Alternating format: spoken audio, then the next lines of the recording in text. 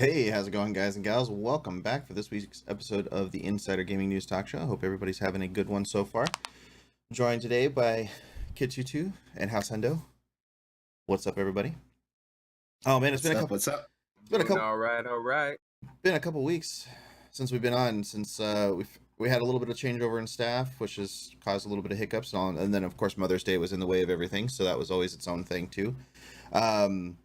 We got a lot of big news today. I mean, obviously, some of this stuff is carrying over from even last week because we had a lot of like really sticky topics to kind of get through and talk about and everything. It's just been kind of chaotic.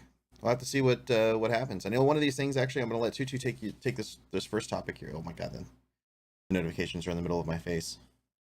I have to run for like 2 seconds, guys. Tutu, take it off. I'm gonna have my headset on. I'll be listening. We're not going to talk about what we've been playing this week. Oh well, yeah, actually, true. That is very true. Okay, real quick, while I run. That's how much I haven't. BattleTech and Conan. I'll be right back. BattleTech and Conan. I've been eyeing his blanket right there. It's really nice. Right? Yeah. Where is this? I'm like trying to find this. I know it's kind of a side note, but I'm interested in the finale. Not as excited as I was when the show first. No, like, dude, I'm kind of at the point. I'm just like, let it go. Just let it go. Like, I'm good. Like, yeah, no, I don't know. I kind of jumped forward in that, but yeah, what have you been playing this week, too? Well, I've been getting real buddy with my Switch lately, especially with school because it's so convenient. I could take it to school with me and just play it between classes and stuff. Yeah. On there, I've been playing. I got back into Zelda, which I never completed the DLC originally for Breath of the Wild, and I've been getting back into that, and it's been really, really cool. I'm trying to get that motorcycle finally, so I can ride that around Hyrule. And there's some indie game that I've been really digging lately. Not Katana, right? No, not Katana. Shovel Knight. I've been getting back into Shovel Knight. Because I bought it for cheap on Switch because they're doing their last sale. I forgot to put that in the deals thing too. I'll try sneaking in real quick. Because there's going to be a new expansion and like a multiplayer mode they're adding, and they're going to bump the price up to $40. So figured I'd buy it for $12 right now and play through it, and it's been really, really cool. I played it and originally like when it released, like it came out like years ago, I think like 2014 or something like that. But they've added so much to it since then. Like there's 2 expansions they've added since then. There's gonna be another one coming this summer, so it's a really like beefy game. It's really, really fun. It's really like old school inspired, but has a lot of like modern twist on it as well. It's really, really cool. That's awesome, though. But I definitely want to get into like that Conan server with you guys. Oh my god, dude! Oh yeah, dude! I'm putting squatting cats on everybody's heads, man. It's fun. Just trolling everybody. It sounds fun. Oh man! So some of the stuff I've been playing a lot lately is Conan. I haven't played this week because it's been a chaotic week.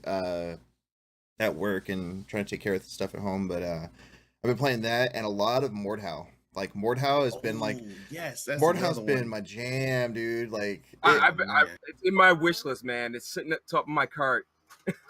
I've been yelling at my budget because ever since Kingdom Come Deliverance, I've been waiting for another game to tackle those issues they had, and Mordhau seems to be hitting the tee. Oh, dude. Well, Mordhau is like it's easily freaking Chivalry 2.0.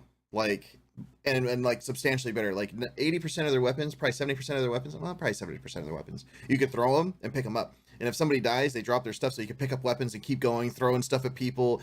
And then a lot of the cool stuff, if they don't throw, especially like the big pole arms or the big swords or something like that, they have alternative weapon modes.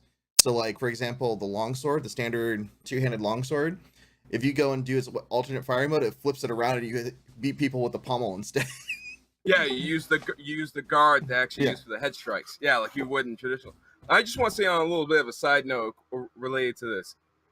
Movies and video games have started to take this route towards more practical stuff. You've seen it with the John Wick movies, how they use an actual self-defense, actual ballistics, instead of doing it all flashy. Now we're getting these games coming out there using actual gun physics, back with Battlefield, back a few years back. And now we got this more realistic medieval combat. I'm liking the trend. Keep it going, developers. Yeah, me too, man. Even like the recent Ghost Recon that got revealed, like how they showed like just the realistic movement and how you take damage over time and stuff like that. It's so cool that games are starting to implement stuff like that. Oh, absolutely. Yeah, absolutely. So a lot of that stuff's been really fun. Like I actually got to the point where I'm getting good enough to actually be positive in kills finally in Mordhau, because that takes a little bit to get going once you get going. But it's nice because you can build your own custom builds and do whatever you want with it. So I have like my build, he's got medium armor on, like lamellar and like plate shoulders and mail gauntlets and legs and everything. But my traditional thing is a kite shield on one hand, and you can have two weapons otherwise. So I go and do a short spear, so I could stab, slash, and then even chuck it. And the chucking is so good because if you get somebody in the head, it's insta kill, right? With the head and the spear, right? So that's a cool one. And then I have a falchion as my secondary now, and then the falchion, I'll just go ham on that and like do that. And then you could also throw that one too. So half the time I'll throw my first weapon, and then I'll pick another one up, run at it, keep going. Does the falchion have like special moves where it like goes in between armor plate and chainmail? You can actually, you can do that by general, like the I just know the falchion was specifically designed to breach chainmail. I was just wondering if they like. Oh no, they didn't do that special. But if you go and you say, for example, you have a shield here and you have no shield coverage here, you can actually hit between that shield or on the sides of the shield and actually kill people. So it's pretty cool in the accuracy of that part. Takes a little bit to get used to. At first, it doesn't look like it. Like when the servers were still being kind of buggy in terms of latency, it was bad. But yeah, let's get going to our first topic. This actually ties into one of Tutu's deals for this first one, so I'll let him talk about this because this is kind of a funny one, I think. Yeah, so Epic Game Store, they have their first sale going on, which is they're calling the Epic Game Store Mega Sale. Pretty much you get $10 off of everything on top of some games are like discounted on top of that. So for example, like I got what was it? Like I say John Wick Hex, I think it's supposed to be like $20, but on the Epic Game Stores there's like a $2 sale. But Epic removes $10 on top of that, so it's $12 off, so you get it for like $7, which is really, really cool. And so with this sale and every game being $10 off, there's some games that didn't want to be on sale. And at first I was really confused by this because the thing is with the Epic Game Store sale going on right now is the $10 off is at no cost to the developers. So they still earn the full profits. I think Epic is just kind of paying them for it and making up for it. But there's games like Borderlands and what's the other one? Oxygen not include. It was Oxygen not include. And Vampire 2: The Masquerade, I believe, is also. And these are games that are not out yet, and of course they don't want sales going on for their pre-release games, or games that haven't been released going on. They don't want to diminish that kind of like the value of the game, especially if it hasn't been released yet. So I can definitely understand that. And because of this, there's no system in place for Epic to kind of exclude them from the sale. Yeah, exclude them from the sale. So they had to remove these games entirely, which is crazy. Yeah, they just like disabled them from the store. And it's funny because it took like a day or so for somebody to even realize that had even happened in the first place. Like everybody's error like 404. Yeah, so they start going and they're like, "Oh man, I want to go check out, this game I was able to pre-order. Now I can get it for $10 cheaper, like on the pre-sale. Hell yeah!" And they go and look for it. It's not there. Yeah, but the silver lining is, because I've been reading up on those too, and telling me, is that if you already did grab that pre-order before they pull down the page, Epic will honor that sale. So if you grabbed that discounted Vampire Bloodlines 2, the Masquerade, that cheap discount points, Epic is still going to honor that deal. So a little bit of a silver lining. And the other thing too is all the games that were pulled were non-Epic exclusives. I think I saw something like they were saying like unfair competition or something like that. Like the developers weren't really comfortable because like an additional $10 off if the game's above $14.99. Yeah, part of the sale. Like it got a little crazy. Yeah, there's a bunch of games that are like definitely worth it. Like if y'all haven't played Walking Dead final season for $5, $5. That's crazy. That's pretty crazy. Sorry. World War Z would definitely be a good one to pick up on that for $20. Like absolutely worth it. Like me and Tutu have played it. If you have seen our streams for it, it was great. Yeah, I just got that. Yeah, and I just got that getting a new processor, so I'm going to be joining you guys soon. Yeah, I ended up getting Observation on that deal for $12. So I was like, hell yeah, I want a new horror game. Like, And then the other ones I'm tempted to get is Detroit Become Human, just because I want to replay it on PC. That one too. And same thing for Beyond Two Souls, because I absolutely love the story of that game, and there was a lot of choices I missed on that one that I would love to redo. Heavy Rain, like I liked Heavy Rain, but it wasn't one that I felt like I needed to replay. Whereas like the other two were much better, or much more appealing to try to do anyway, I should say. But I mean, there's a lot of stuff that's on there that's really good. Like I was tempted to do Control also, because I'm just a fan of super powered people in video games. Like it's always fun. Yeah, that's by Remedy too. It's the same people that did Alan Wake, so I'm sure it's gonna be dope. Yeah. There's a few games, like I'm a real big simulation base building kind of guy, so like that game Satisfactory on Epic always has my eye. Oh dude, I have Satisfactory too, and I haven't even gotten to play it yet. I'm just like, yeah, but every time I start up my computer, Epic's like running in the background and I just like rage close it. I never go in the store. I've been like that the past 2 weeks. I don't know why. Every time I see it running in my background when I haven't started it, it's like not in my startup programs. It just annoys me. Yeah, so oh man, yeah, but there's a lot of good stuff that's on there. It's just kind of funny that they're still lacking. I just gotta get rid of my bias. I know I've been pretty hard on Epic since the announcement. I mean, so. I don't mind them. I don't mind them to a degree because of their stuff, but it's just kind of funny that they don't have a feature to exclude them from the sales, which should be a basic store function, you would think. Like it's literally just a filter. Well, honestly, this is just what I said when they started this. They just threw Fortnite money at it and thought it would work. Yeah. Then everybody's realizing, oh, hey, maybe that wasn't a good idea. Another one that was actually kind of interesting. I'm to some degree I'm thankful for it. At the same time, I'm kind of like, why?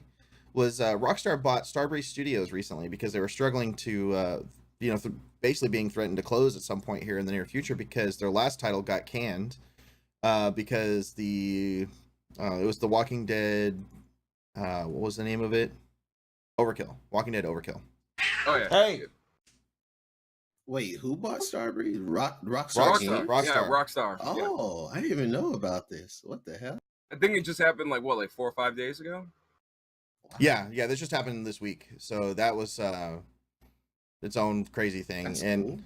So they bought them that studio so they wouldn't fail, and they bought them at a discount too, like 7.9 million. Like that's like next Rockstar. That's chump change for Rockstar. And I don't mind. Rockstar's like the only big company I don't mind buying Star Studios because they've kept their quality up since GTA 3. Yeah, that's cool, man. I'm like so excited now. Like, can you imagine like what Starbreeze would look like under like Rockstar's helm? Like what the future of Starbreeze games would look like now? That's so exciting. That's saying if they get anything right now, because they have literally they said they have nothing, zero in the pipeline. That's why they were struggling. Well, because that Overkill thing was supposed to be like the studio saver, basically. Yeah, it got true, pulled. But then Rockstar could just probably has a few projects they put on the back burner they can send down the or they play a support studio. Basically, they could be a support studio. Because I know Rockstar Hank's half, I know 2/3 of the ideas at Rockstar get canked every year. So, Starbreeze could end up being their new outlet. Yeah. So, that's true too. There could be definitely some cool stuff there. That was kind of a cool one. But 7.9 million basically means that studio is worth next to nothing, which is kind of interesting to hear about. Yes, maybe they will be just a secondary studio, probably. Yeah, that's my guess. Sad, that is much my guess. But so the next topic too is I'm actually kind of excited about this at the same time. It was one of the Ubisoft creative directors may or may not have accidentally leaked the new Splinter Cell game that everybody's been begging for forever and a day. And he posted something and he's like, can't wait for E3, and missing Ghost Recon Rainbow Six game, Far Cry, For Honor, Division 2. And he's talking work on the next Splinter Cell with Dan Haynow, which I thought was just kind of a funny thing. It's just it's just out there. Yeah, he went out drinking, which is why I think this is even more valid, because anything is up in the air while you're drunk. And especially if you're a prideful. Yeah. So he tweeted that he was working on the new Splinter Cell, and even after the tweet, he changed his profile picture to the three lights icon, and then he changed his Twitter header, and I guess Ubisoft asked him to remove it, and he had to remove. Well, he didn't remove the tweet, but he removed the header and everything, and it's just a really funny and crazy exchange that happened. So, in Ubisoft, they tried to say that it was a joke. We have nothing to announce at this time, yada yada, which I assume the announcement part was true, but I don't. As far as it being a joke, I doubt it was a joke. So, people have been begging for. E3's right around the corner. Yeah, so I'm actually excited for that now. That makes me excited to see Ubisoft's thing now, because I've been wanting a Splinter Cell game forever. And how long has it been? It's been what? At least 2013. Yeah, so it's been a minute. It's been a hot minute. I thought I was gonna say 5 years ago, but it's longer than 5 years ago. Yeah, it's about 6 years. And that was what was it? Conviction? Blacklist. Oh no, Blacklist is not the last one. Yeah. I never understood why. I thought it was Conviction. Yeah. Conviction, I think, was before. Blacklist was the one where they made him younger and they gave him a different voice actor, which I hated. I don't know why they did all that, but yeah, I never. But it was still a good game. Yeah, Okay, yeah, if it was Blacklist, that's definitely the one I played last. I actually have it on PC because I think I got it for free on one of their things.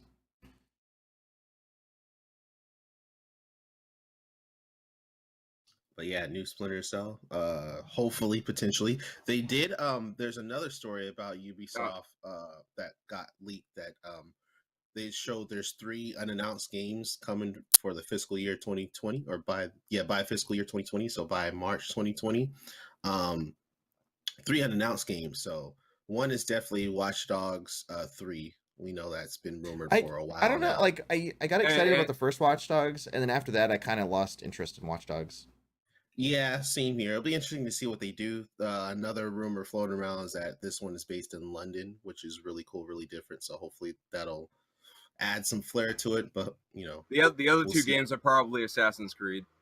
Well, the other one, hopefully Splinter Cell, and then there's a mystery game that we don't know about. So I doubt it's Assassin's Creed, because they did say that they don't plan on releasing an Assassin's Creed this year.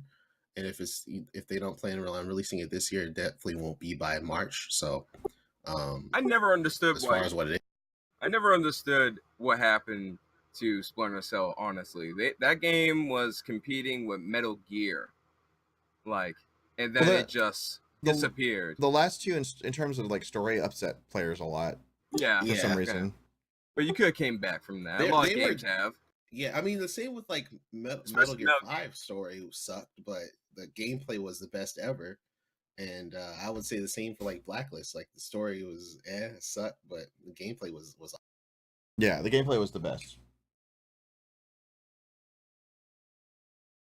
Sorry, I'm like sitting here like looking at the cat, giving him dirty looks because he's like sitting out here trying to cause trouble. It's all good. Should we move on to the next one? Yeah, go for it. That's all you two. All right. So of course I had to put in some of my Switch news in here, but I think this is really exciting for everybody. Super Mario Maker 2, which is Nintendo's like creation game. It's looking really cool, very stacked with a lot of features. Mario. They did a direct on it for Mario Maker 2. Yeah, I call it Mario Craft because it's kind of like Mario Craft. Yeah. Yeah, it's like their version of Minecraft or even Little Big Planet, I'll say.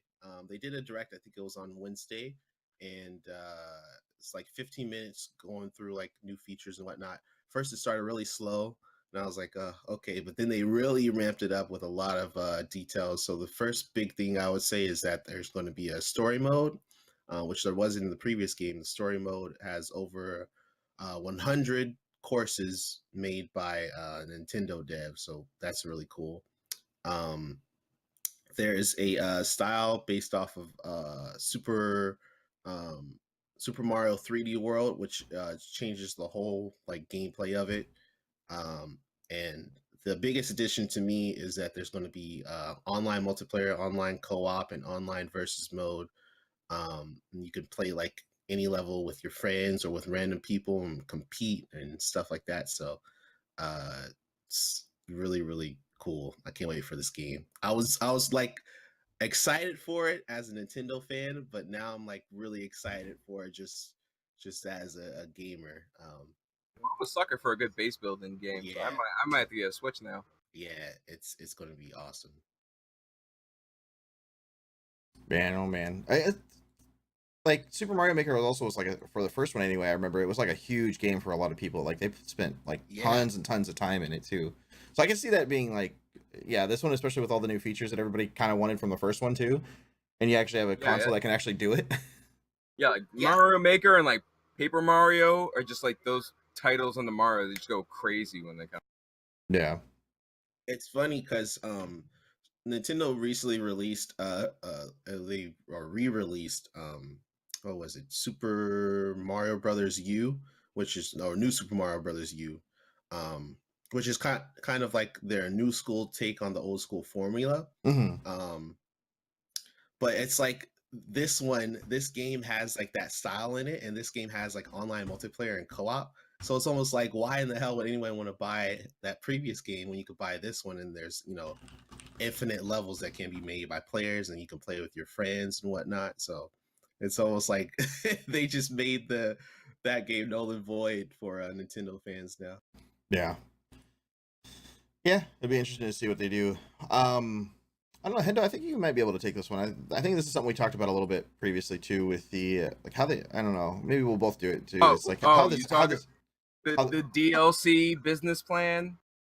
Yeah, I mean, it's not just a DLC thing. It's just how basically games is a live service. Like how they're constantly updating is basically, and the short and sweet is basically like the whole gaming industry is feeling to the point where it's like they're carrying this huge boulder that they can't ever get rid of, basically.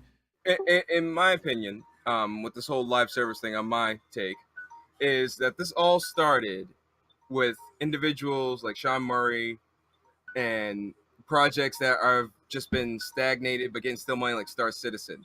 You put out this expectation of live games. Oh yeah, we can support a shitty title. They'll just keep supporting it afterwards to make it better and worth the money.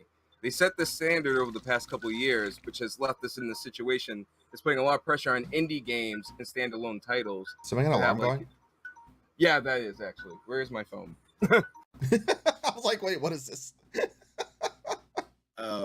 Yeah, there's also a story that recently went out about even CD Projekt Red. There's a lot of crunch going on over there, and you would think like even CD Projekt Red is actually not. Okay, I was looking at that this morning. They were actually saying, they released a statement saying it's not nearly as bad as Witcher crunch time, but they're trying to levy that a lot and not overwork developers. Yeah, but sorry, like I was saying before my alarm interrupted me. Yeah, this has been the standard set that, you know, a game can come out half finished and it can get added to. You know, and Paradox, you know, as a company has been doing this lately with a lot of the games they've been publishing, like DLC after DLC. And, you know, you're paying for season passes that are worth the same amount as the game you just bought, so you're paying double. That's, you know, yeah, that's to buying the too. DLC that you don't even have really an input on. It's to be made at a later date with your funds already, not from player input. And that's the thing is like Paradox is good about it, but I mean most of their DLC packs have always been worth it, except for every once in a while you'll get one that's like game to game. Yeah, but I mean like say Solaris for example. Like Solaris is my main jam for Paradox. Like that's been my favorite game from Paradox like to this day. And most of their DLC packs, like some of them are really good big updates, but some of them are like $15 or $20 for a DLC pack, and I'm like, yeah, this adds a lot to the game, but why does it have to be that much? Or why can't you make a season pass for some of this stuff, or a year pass? Say you're gonna release 3 DLCs in a year and make it $20 or $25, and you get 3 DLCs out of it. That would be worth it for me. But not a single every single DLC be $20. Now, if you got somebody who are like, hey man, let's go. I mean, I'm a collector of that stuff too. Like if I really like the game, I'm gonna buy the stuff for it. But if I'm trying to talk to a new friend to come and play the game with me, and now I have to disable a bunch of my add-on games because now the game's too expensive to buy all the game plus all the DLC just to be able to play the same thing together. Like that becomes the challenge, right?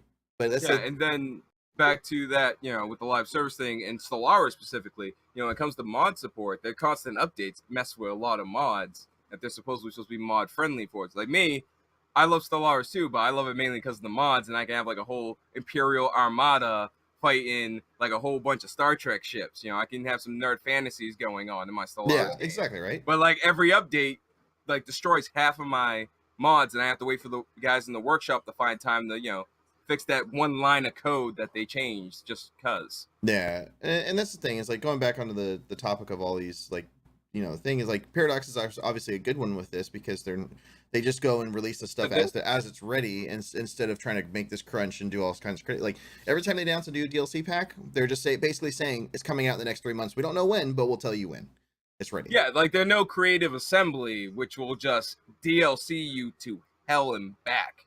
I mean, creative assembly is almost the same in terms of that though too. Like they'll go and nickel and dime you for Total War Attila is my example.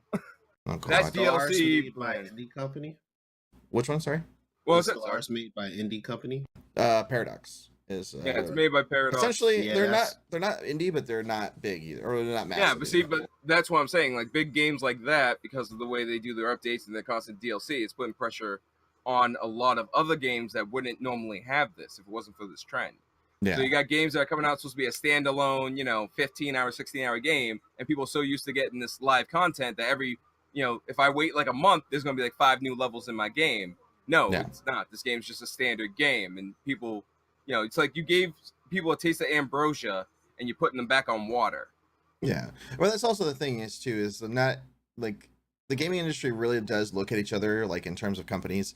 They really look at each other for different ideas that they can incorporate and be their own, right? But at the same time, they also shouldn't look to everybody for every single little thing that they can try to copy or mimic or something like that, like this DLC thing, like, or constant updates. Like, I mean, I know players want constant updates, or especially if it's like their favorite game and so on and so forth. Not talking about Anthem.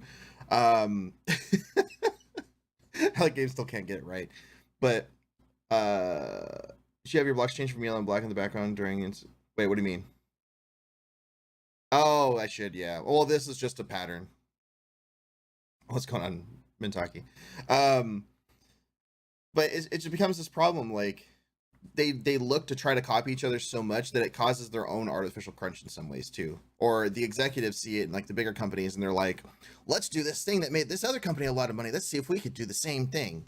And it turns into this chaos, basically. At least that's what I think. I could be wrong, but and to add on to that, I also think like standard, you know, I don't know, like regular single player games are trying to borrow a little bit from like the MMO genre. The constant updates in the MMOs have kept games going like Eve for 16 years now.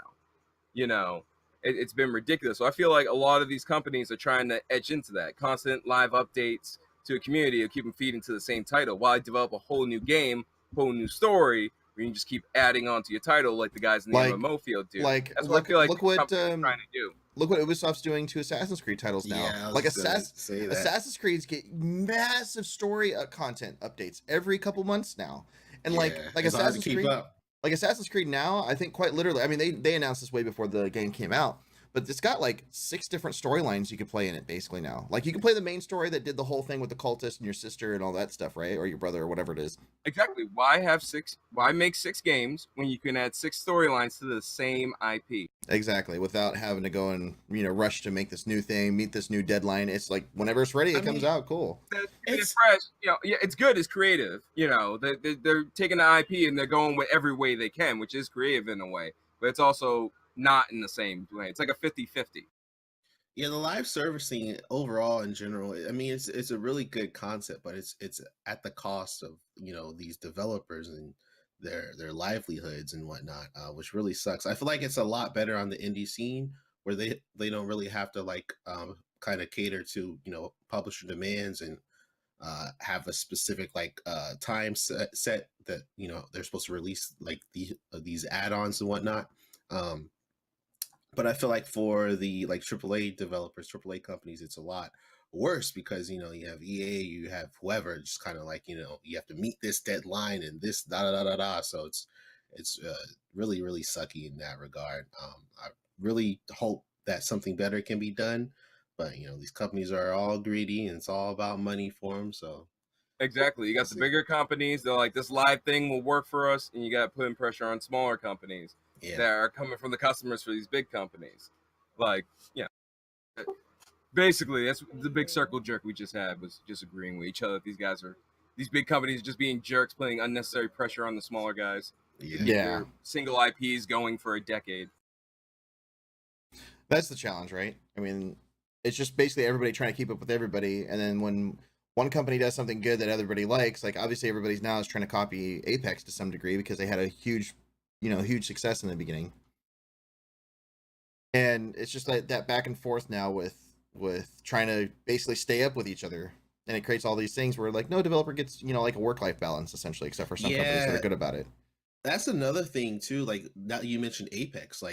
Apex is getting a lot of flack right now because they're not Fortnite. They're not releasing updates week after week after week. Which it really sucks. And even Fortnite, there's that story that was published a couple weeks ago about their insane crunch and the overtime hours. We talked about that our last show. Yeah, exactly. So it's a really weird time in the industry right now.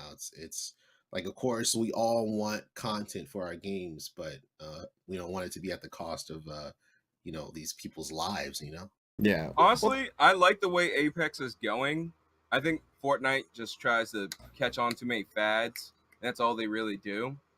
I like my games to be more slower in progression for the updates. I'd rather my developers take more time than constantly bust them out, because Fortnite is really my thing. But I liked playing Apex with Kitty and Evac. That actually was enjoyable. Oh yeah, I mean, don't get me wrong. I mean, it's its own thing, but that's the thing too. Is every game company. At least this is how I feel. I could be totally wrong, and you guys could let me know otherwise. But the companies assume that they always want you to play only your game and that game only. That's where the stress comes from trying to bring on all these things. Not thinking, hey, it's okay that maybe my player base might not play my game all the time. They're gonna go play another game while we wait for our updates, right? I'm a person, I'm a non-addictive gamer, or what they would call a non-addictive gamer. I play everything. Lies. And I don't stick to just one thing. No, that's not lies. I mean, I play everything, and I don't ever feel compelled to stick to one game. Yeah, sometimes I do, and I kind of get hooked on it for a while, and then eventually I'm like, oh yeah, I want to try this other thing out. But a lot of people don't do that. There's a lot of people that are, have more addictive personalities where they only want to play Fortnite, or they only want to play Apex, or they only want to play EVE Online. That's their thing, their one go-to thing, which is cool and all, to each their own on it. But I think that's where some of that stress comes from too, is that the companies want those people to be like, I want you always playing my game and making me money. Yeah, they all want fanatical loyalty from a player base. And it's that's nice to have, but that can also be detrimental to a development team. Exactly. There are some great games we don't have today because they were too much of a hit among fans and people got too adamant about it. Yeah, and that's the problem when I don't mean to hate on the Half-Life crew, but we could have had Half-Life 3 if it wasn't for all that crazy hype for years and people going ape crap and like threatening to blow up Valve and all kinds of craziness. Well, that's the thing, is like it sets that bar too, right? When a game comes out, it's too good. Now the developers don't want to fuck it up the next time they do another game, and that's I think that's really what has driven Valve to never do it again now, is because they don't want to be let players down on that hype if it doesn't come out. No matter what they do, they're gonna disappoint people. Oh yeah. No matter what. It's Valve, right? It's Valve. No, but I mean, because that game is like so hyped. It's like there's no way to beat that hype. No way. There's no. You would have to invent a time machine. Some people 1,000 years in the future. No kidding. And they would have maybe a chance to develop a game they'll like. People are expecting all kinds of craziness. Like people want full body suits and stuff that make them interact with the world. I've seen some crazy stuff on Reddit and 4chan, like the Half-Life 3 dreams. It's hilarious. Yeah. I wish I could dream like those people. I wish I could. I just can't. It's crazy, man. So we're gonna touch on the next topic, which is kind of interesting. We talked about this our last show, which obviously we didn't have one for the last 2 weeks because of other stuff, but we talked about Echo Fox, and one of their co-owners, Rick Fox, who was wanting to leave the team because of racist remarks done by investors. Well, since then, the has gotten out a lot more, and people are really unhappy because a lot of the esports community, especially in League of Legends specifically, or related to Echo Fox, really like Rick Fox because he's been a blessing to the industry as a whole, or in terms of esports. So LOL Esports actually posted a tweet this week, or just a few days ago actually, said that they have concluded a preliminary investigation to the alleged comments made by a member of Echo Fox ownership group, which is i.e. the investors group. Hate speech, threats, and bigotry have no place in the LCS. We have directed Echo Fox to take appropriate corrective action within 60 days. If Echo Fox does not take action by removing any individuals whose actions violate league rules and agreements within the required time period, the league will take formal action and adversely impact the future of Echo Fox in the LCS. And this comes directly from the LCS commissioner, Chris Greenlee, which I thought was an amazing thing, an amazing step forward to that. But at the same time, why doesn't LOL Esports do the same? I mean, this kind of maybe ties into one of our other topics, is why doesn't this apply to Riot either, though? Like, this is a great win for Echo Fox, trying to, for them trying to get rid of the people that are toxic and everything in the owners group. But why does that same thing apply to Riot with their stuff recently? Like, that was actually another topic we've got with the walkout organizers. Kind of displeased with what happened, but I don't know if that's a good segue for it. But man, well, for one, different people are in charge. Yeah. Same thing. No, you got to take that. You got to take the human factors into account. That. Absolutely. Not everybody can handle a situation like that gracefully. Some people think, some companies still believe radio silence is the best way to deal with controversy. And esports, the companies, investment groups that get involved in esports are the same companies that we're already doing that in traditional business. Yeah. Whenever some of them, every controversy is, we'll just shut down for a few weeks, and hopefully everybody will forget it in a few weeks, and we can just move on. When the internet has evolved to a point no, we'll remember forever. Yeah. Yeah. This even ties back to even when we're talking about crunch. It's just that kind of the monetary value of it versus the human element. And balancing, money with, real people and real emotions and things that go on. And it shouldn't be tough, of course, but it is tough. And it's yeah. So going on to the Riot thing, I mean, I am actually really happy that hopefully something comes out of this for Echo Fox, and Echo Fox keeps Rick Fox by getting rid of the people that were toxic. I absolutely hope that's a thing. That becomes a thing, and that should become the standard from the industry as a whole, just to get rid of this kind of toxic behavior. Nobody should deal with this kind of toxicity.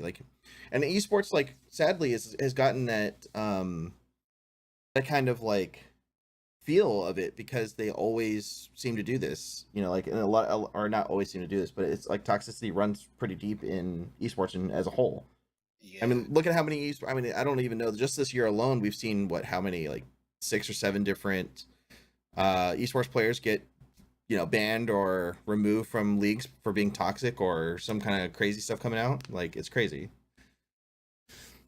Yeah, I think it just ties to that kind of, the whole like gamer culture. Yeah, I mean it's sad, but it's gamers. They don't care about people, in a general sense. They just really don't, and I think it really affects the companies and the the esports division a lot more than we think it does. Yeah, and that's also true, Kentucky. Yeah, like better to let someone think you're stupid than open your mouth and prove that you are. Oh, jeez. That's also, yeah, very true. So going on to the Riot thing, if you guys hadn't heard, that Riot did a walkout, I believe last week, not this past week, the week before that, and they planned an entire walkout. Like I think it was like 150 plus people did the walkout for the day, and they're walking out in refusal. They don't want to agree to the arbitration policy that Riot's trying to put in place, basically saying that they can't be sued for sexual harassment related cases, basically, or anything. I thought they changed this. I could have sworn they changed it though. They didn't do it. They won't touch anything until after all the current arbitration is done. Oh, yeah. Or all the current cases are done. So they won't change nothing until that's done. Yeah, which is really which is ass backwards. Which really isn't saying much either, because like, why would you even, if that's the case and you want to wait till after, why are you even putting this in place to begin with? Yeah. Like, wouldn't that be the same thing?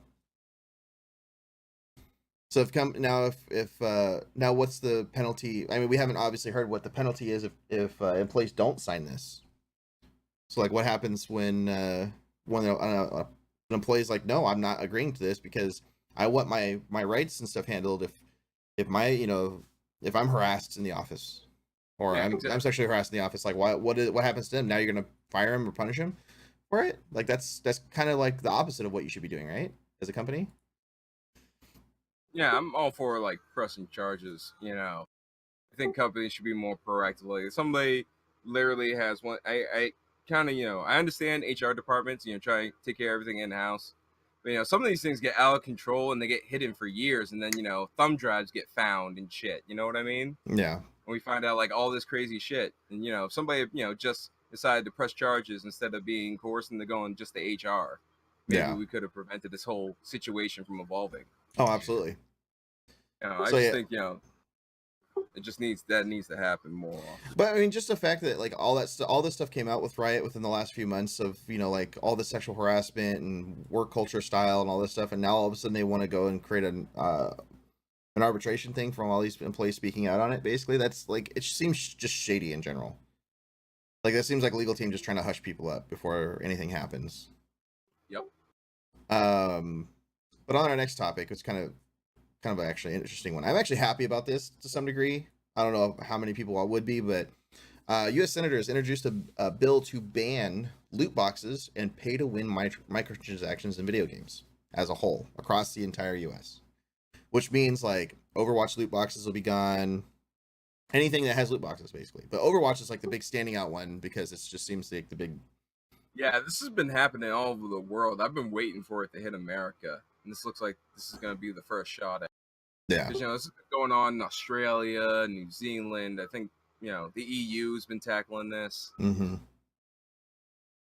Because there is, because some of the marketing practices are very predatory and are very gambling-esque, which I can understand, when these games have, a lot of access by children, you don't want to exactly develop those habits. Yeah, this is interesting because they mentioned that they want to ban it for games designed for kids. Yeah, their wording's always horrible when our government tries to do it. Well, I mean, without seeing the actual like bill for it, it's kind of interesting to see what they classify that as. For example, like I'm actually gonna go look that up on Congress.org. But I mean, like some of them make sense though, like FIFA and all the sports titles that do like all these heavy microtransactions for players and all this other stuff. Like that stuff would be really good to get rid of. Even like they even mentioned in this article for Middle-earth, Shadow of War and the Star Wars Battlefront 2, like both of those had like huge microtransactions sets to them. If y'all haven't seen it here, let me see if I can post this real quick. But yeah, it was really interesting. Some of these were just kind of crazy. But anyway, getting into moving on from that, I mean, I hope something comes out of it. I hope it's worded in a way that doesn't hurt developers, like kind of like Intaki was saying. Like, I hope it doesn't go to the point where they have to raise prices, which I don't remember how. There was some kind of thing we talked about a while back of why games haven't gone more than $60 in quite some time, when most of them should be probably cost more than that. Tusha, you want to talk about your weekly deals? Like, we're trying to do this new thing. We're gonna actually let people know if there's something cool going on or a sale that people should know about. Definitely let people know of these deals and check them out. Some of these are actually really good, so I mean, go for it. Yeah. So Epic Game Store, like we mentioned earlier, is doing their mega sale. It's $10 off of everything in the store, plus some games have other discounts. Like I mentioned, John Wick. There's Green Man Gaming. They're having a birthday sale. And this one's really cool because every day they're doing a flash sale with games that are like significantly discounted. Like right now, I see Batman Arkham Knight for $4, $5, Mad Max for $4. I'm gonna put this in chat. Yeah, even Hitman 2 for $25. Like that's the news. Wait, what? Yeah, Hitman 2. Oh God. Okay. Oh shoot. I might have to hop on that one. I didn't see that one. Yeah. $25, man. What? Yeah, you could go get and you could even get the gold edition on sale on that thing too. Yeah, that game might be a good John Wick fix if you want to play something John Wick like right now. Right. And there's that price even includes on the gold edition with all the DLC too. Man, that's rad. Yeah, that percentage sale. There's a lot of good ones there, but even Humble Bundle's doing their spring sale right now, which is actually kind of cool. Yeah, they're doing a spring sale right now as well. There's a couple. Well, actually, I wanted to do 2 free games, and one of them got excluded, or the free deal isn't valid anymore. So, but right now you can still get Steep, which is an extreme sports game off of Uplay for absolutely free. And that runs until May 21st. So hop on that. Just putting it in the chat right now. Yeah, definitely check out Steep. I mean, that's actually a fun game for what it is. Yeah, I mean, especially for free, you can't go wrong with that. And Shovel Knight, the game I mentioned earlier that I've been playing, they're doing their last chance sale. So this is the last chance you can get at a significantly cheap price for just $12.49 on every platform, PC, Switch, and PlayStation, Xbox, before they jump it up to $40. So I highly recommend it. It's such a fun old school platformer game. Yeah, a lot of good stuff in there actually. And I dropped in these Nintendo Switch online vouchers that they just released. Which pretty much, if you're a online subscriber, you can pay $99 and get 2 vouchers for any 2 games and save $20. This only is worth it if you're gonna buy games that are not out yet. If you're gonna buy, of course, games that already been released, you can find it for cheaper on Amazon or wherever. So, but definitely worth it if you plan on buying like Mario Maker 2 or Marvel Ultimate Alliance, or any of the feature games like Animal Crossing or Luigi's Mansion and such. Yeah, there's a lot of good stuff on there. I mean, it's rare for Nintendo to do sales too, which is also one of those things to keep in mind. Like, it's hard for them to do good sales. Very hard. At least on their titles. Like, when it's their titles, it's a little different. But they do sales on like indie developers or third-party titles quite often. But on their own stuff, not ever as much. Yeah, they're trying to do more stuff to kind of flesh out their online membership, which is really cool. So this is just one of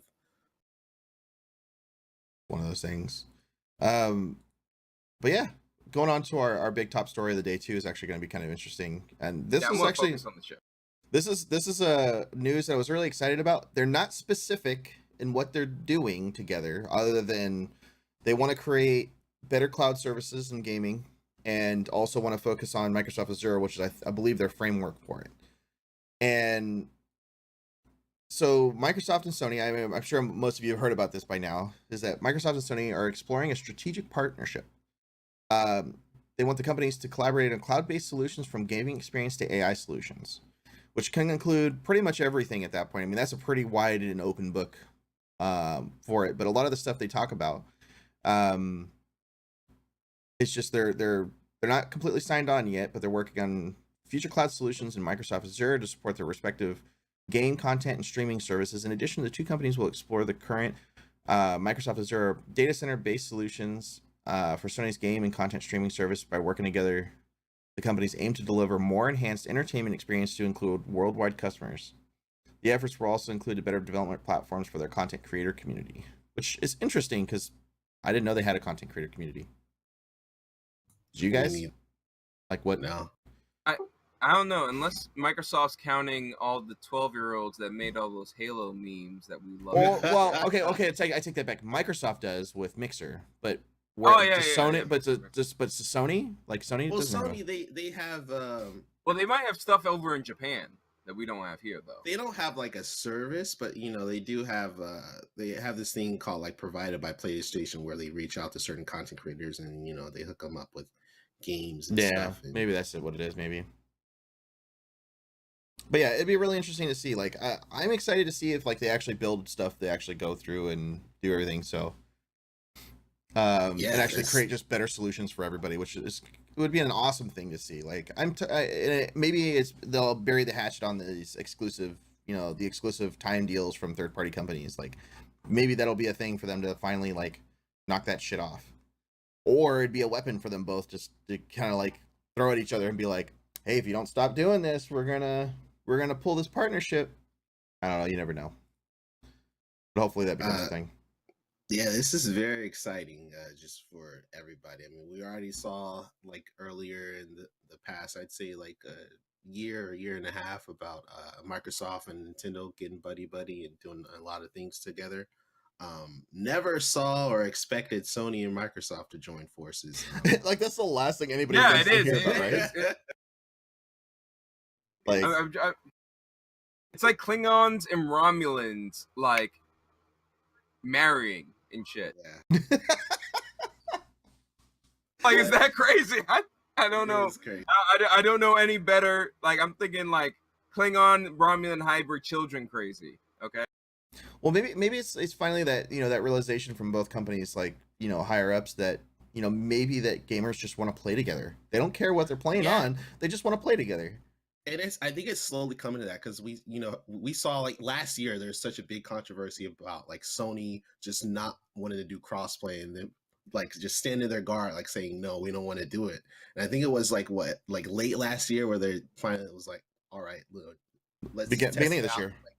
Yeah, beginning of this year, let's test out in the small beta phase, and they've been like kind of bumping that up more. They did it first started with Fortnite, and then they did it with Rocket League, and of course more games are going to be added to it. So it's maybe they're just kind of like realizing the potential in like these partnerships and cross play and stuff like that. So well, obviously because they're doing this now, but yeah, it's exciting. I wonder, although this is just for like the cloud stuff and AI right now, makes you wonder like if it's going to be more than that, if there's going to be like what could this also lead to as well. Well, I kind of think that some of it could have been spried from the fact that Microsoft is also working with Nintendo too. Yeah. So it's kind of like Microsoft is kind of in the middle of both of these companies now and trying to bring everybody together to do something. Like Microsoft is going to be working on all the live services for Nintendo because Nintendo's services, I mean, just to be frank, they fucking suck. Yeah. So they're working on improving that. Stick to games, Nintendo. Stick to the games. Yeah, so let live service come to Nintendo. So you've got that framework and that infrastructure. I mean, even to this day, like in terms of like live service, like in like your servers and online service and friends and all that stuff, like Microsoft Xbox Live is still the best to me. Like Sony's has gotten better, but it's still not anywhere close to where it should be. I don't think. And then, of course, PC solutions are up to the game developers themselves or Steam. And Steam's, itself is pretty solid in terms of all that. But it's really good to see that some of these companies are kind of burying the hatchet and finally working together and creating, just places for games. Like, if everybody has their own thing. And that's the thing is, I think a lot of those companies didn't really realize before is that if they create their own unique experiences that are exclusive to their consoles, that's fine. And people like that, too. Like, I think a lot of Sony's first-party games are some of the best in the market. Whereas Xbox lacks on that, but they bring better experiences to all their third-party developers, which is them basically saying, for a paid subscription service, Xbox Live, basically it kills it. I didn't even like Xbox, but I still bought 2 off my friends when I was on active duty. Yeah, I mean, but it's just a thing though. Like they care about making sure stuff is playable and fun for everybody on Xbox Live, whereas their first-party games, they try to be good, but they're not that great. Like, let's just be real. There are a couple other IPs are like some of the best ones. Like Gears, of course, is awesome. Halo is awesome, and some of their other ones, but some of them we haven't seen games for in years. Like except Gears 5, which came out 2 years ago now, I think. Gears 4, yeah. Or Gears 4. And Gears 5 is coming out, I think, this year, possibly. Hopefully, yeah. But I mean, even on that side, you see that they're trying. I mean, they kind of messed up this generation as far as exclusives go, but they bought so many studios now, and they're really ramping up for the next generation of Xbox games. Yeah. So hopefully that becomes like a new thing. And the thing I like about them is that technically Sony and Xbox have dominated 2 different areas of online play. Them merging like this, the gaps that are about to be sealed up, I think are going to make for very, very smooth gaming. But it also seems kind of like a power play to kind of weed out the competition too. You got 2 of the biggest gaming companies that make gaming. That's true. I didn't think about that. If you're looking at PC gaming, you got these Smash articles trying to claim like PC gamers are going to disappear within a year. Then you got 2 of the biggest console makers merging. It's just kind of like, oh snap, PC gaming might be a thing. So now the big console guys are teaming up to be like, nah, we got this with cloud service. Yeah, I think it's more so not even PC gaming, but more so other cloud services. Like you look at Google, what they're doing. Especially now that Sony and Microsoft they're like joining up. Like it's going to be really hard for Google to compete. So it'll be really, really interesting to see how this race pans out. Yeah. Oh no, I'm really curious to see what ends up happening with all of this. I mean, there's so many things that could possibly come from it. And hopefully I'm hoping it's all good. It's not just going to be like the back end and services. Like maybe, like I said, maybe these companies will finally bury the hatchets and just like create stuff that gamers want to do and play. And I think they're trying to build an arena. I don't think they're going to bury the hatchet. I think they're building an arena for them to have epic gladiatorial fights with each other. I think that's what this cloud service is going to do. They're setting the playing field so they could probably start competing harder the next time, after this is done. Yeah. Once they got that claim service, they can support, worldwide gaming as they, want to do. Then they're going to be right back at each other's throats. And we're probably going to get some awesome games. It might be, back when it was like Halo versus Killzone days. There's a lot of great development, a lot of awesome stuff that happened between Xbox and Sony for us as consumers. Yeah. I mean, I don't know. I like I said, you mentioned that this could be competition towards PC. I don't really think of that. I think it's mostly just trying to claim this market that we don't know about yet, which is cloud gaming. That's a totally different market. It could have been prompted by Stadia's thing too, because Stadia is seeming real appealing to a lot of people right now. Yeah. So I think it's just, there's that market, cloud gaming, that we just know nothing about, and Sony and Microsoft are joining forces to really kind of get in on it and do the best they can, which is really. I mean, even look at what's it called? I didn't put it in the notes today, but the EA Pass has finally come to Sony after they've been fighting it off for 4 years now. Yeah, that's a really good observation. I totally forgot about that, and that's another thing that Sony was just so adamant against before, and now they're just like, okay, they're like, well, we offer sales of their games anyway. Why do we want to include some other pass on top of our paid services? Like, well, everybody else is offering it. Why not you? And that's basically where they've been, because gamers could get, and it's not just on one. Oh, well, it is on just one console. Each one is individual. But if it were, I think that's another thing where EA can try to re-explore that and have one subscription across all 3 platforms too. Like if that'd be dope, yeah. Just like the Xbox Game Pass, for example, works on PC and Xbox. Like you could get games on both, and if they have the PC versions of it, you play the PC versions of it. If you don't, then you play the Xbox games, which is also awesome. Yeah, I think with Sony, it's like their biggest thing is why they've been against all these like partnerships and even crossplay and stuff was because of money, and they felt like if people were to buy something on this platform, then that would negate Sony earning money, when that's actually not the truth. They would earn more money by having it open on all platforms, because people could have the choice and jump, back and forth between stuff and things like that. So instead of being tied to, one specific platform. Yeah, Sony's always been a very strategic company, and they've always liked to have strategic resources, or AKA control over certain situations. And they're realizing they're realizing letting down their defenses, as they were, just a little bit, and actually collabing could benefit them long term. Like Sony's always fought it until they could build their own infrastructure. Like they didn't want to be involved in paid online gaming, so they spent years building their own service within PlayStation. They've always doing that. And I think they've gotten to a point where they realize, put a lot of resources and the money when we can just start working with people and start accepting these partnerships and get out there. Yeah, so there could be a lot of potential. Like I said, like hopefully maybe this will be like that thing to just kind of unite the clans essentially. Yeah. Like I'm hoping we see more things that just people stop trying to put barriers up and instead breaking them down and making it easier for everybody just to play games together, man. Like it's all anybody wants to do anymore. Yeah, exactly. It's these console barriers are so sucky and tough. You just like you want to buy stuff where you want to play. Like, of course, I want to buy stuff on PC. I want to buy stuff on Switch. And I don't want to have to buy things on Xbox and PlayStation just to play with those people, and then not having my stuff connected is even worse. It's just frustrations in different places, basically.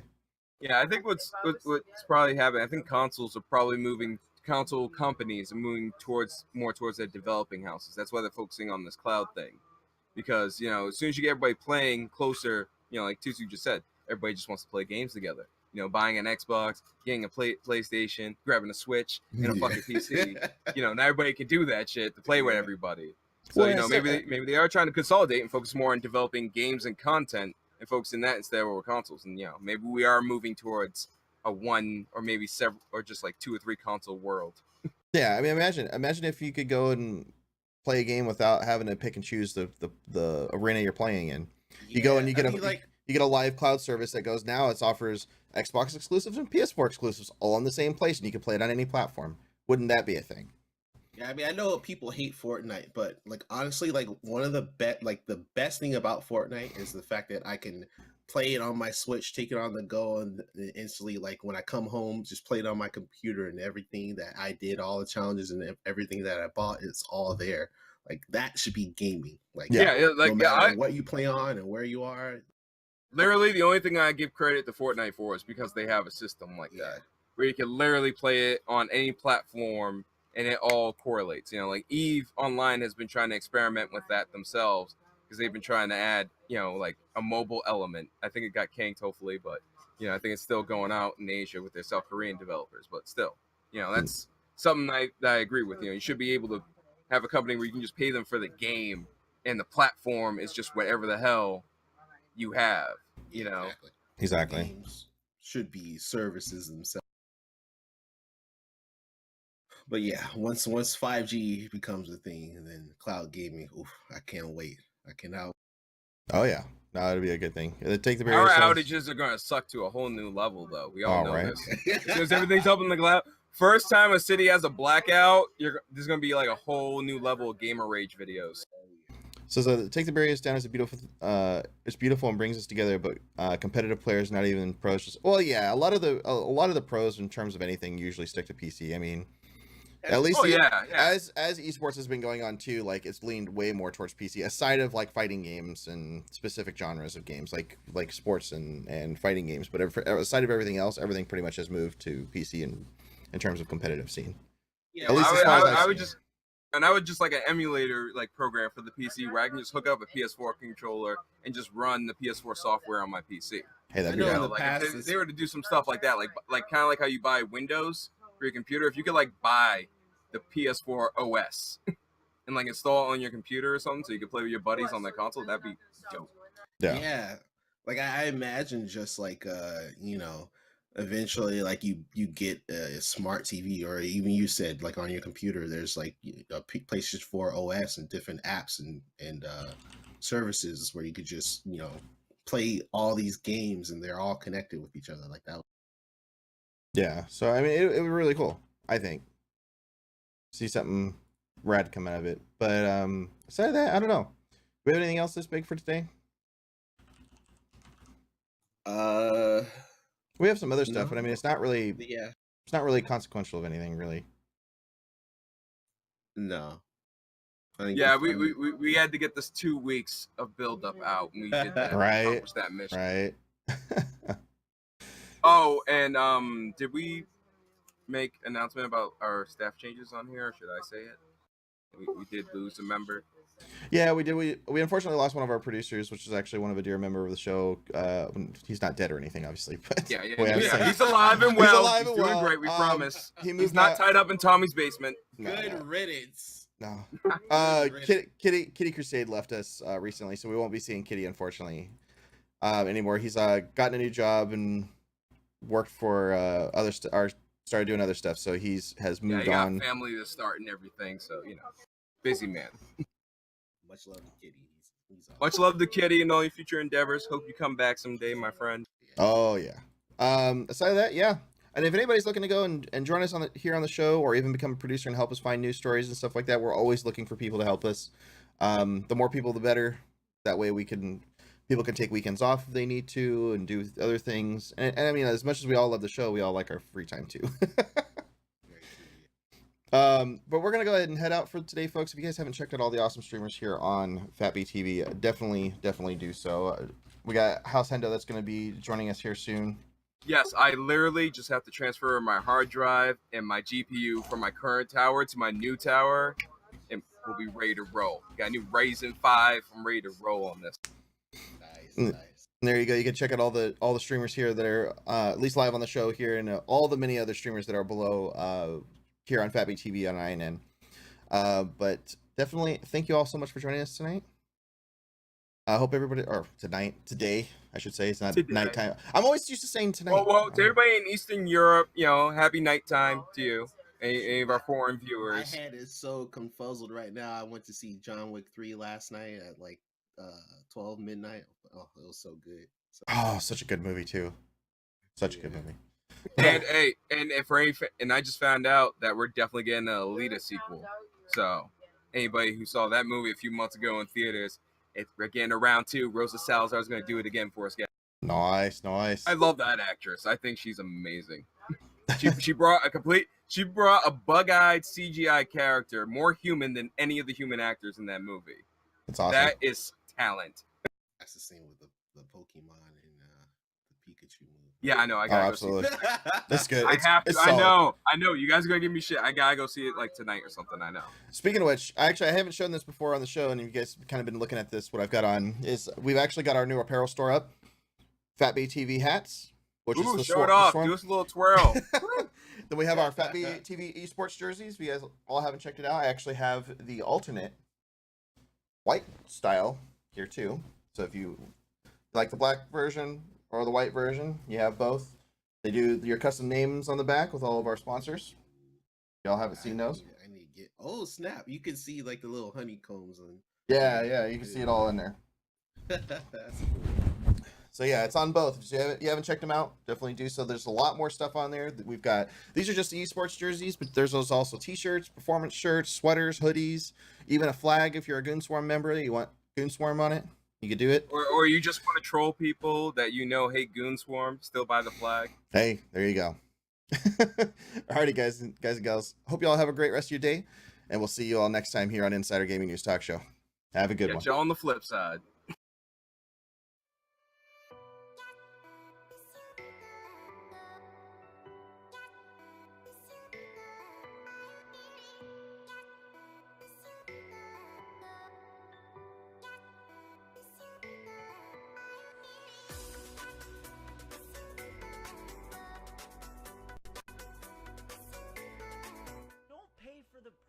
I don't care if you buy a permit. Do you know how little I actually care if you have a permit?